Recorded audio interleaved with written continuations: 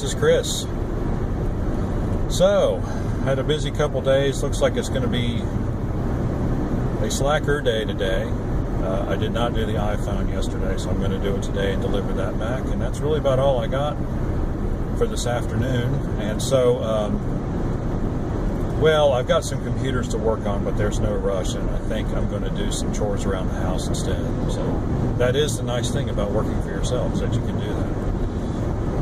Just wanted to touch base on our internet situation. We have it with Verizon, of course, you know that. And finally got the SIM card for I bought a Galaxy S3, and finally got the SIM card. It sat at the distribution center at FedEx in Raleigh for 3 whole days. They didn't deliver it the first day because they didn't want to deliver it early, which, you know, it's like, that's not the first time that's happened, and that's one of the reasons I don't like FedEx. You know, they get something there faster. They could have had it here on Monday, but instead they sat it on a Monday, and then I guess they just kind of forgot about it on Tuesday, so I finally got it yesterday. 2-day shipping from Memphis, Tennessee, and it takes them 4 days to get it here. So I don't like FedEx. I'd much rather do UPS or even Priority Mail. You know, they're so ridiculous. Anyway, got the SIM card, popped it into the Galaxy S3. Works, well, it works fine. I mean, $70 off eBay. I got a phone that looks as good as the one I use, my Moto X, that I've been using for a year.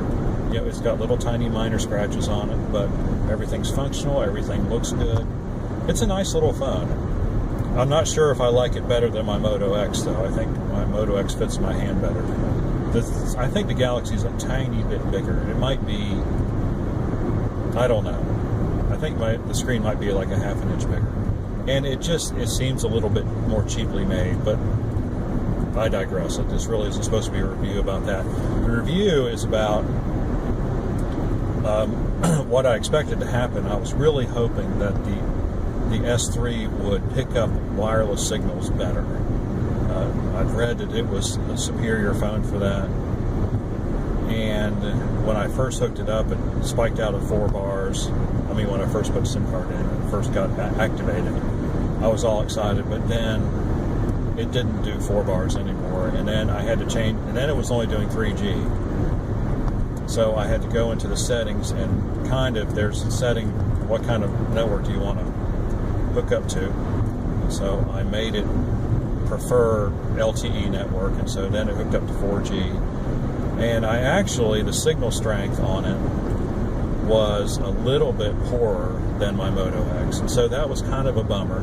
The good thing is, though, that even though it didn't get as good a signal strength, it seemed to do just as well on the throughput end of it. So, you know, I ran speed test on both of them, and they're within a hair of one another. And so, yeah, disappointed that it didn't do better, but I am glad that even though the signal strength isn't quite as good as the Moto X, the performance is as good as the Moto X. So now we have 2 things that we didn't have day before yesterday.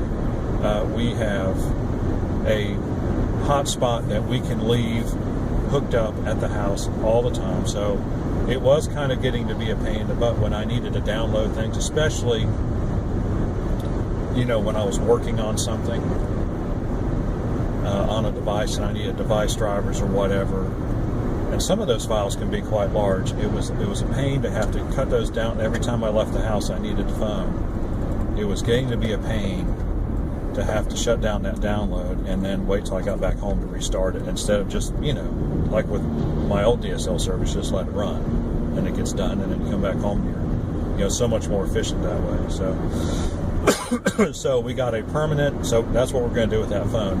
And the other good thing is, we now have a local number that we can advertise for the business.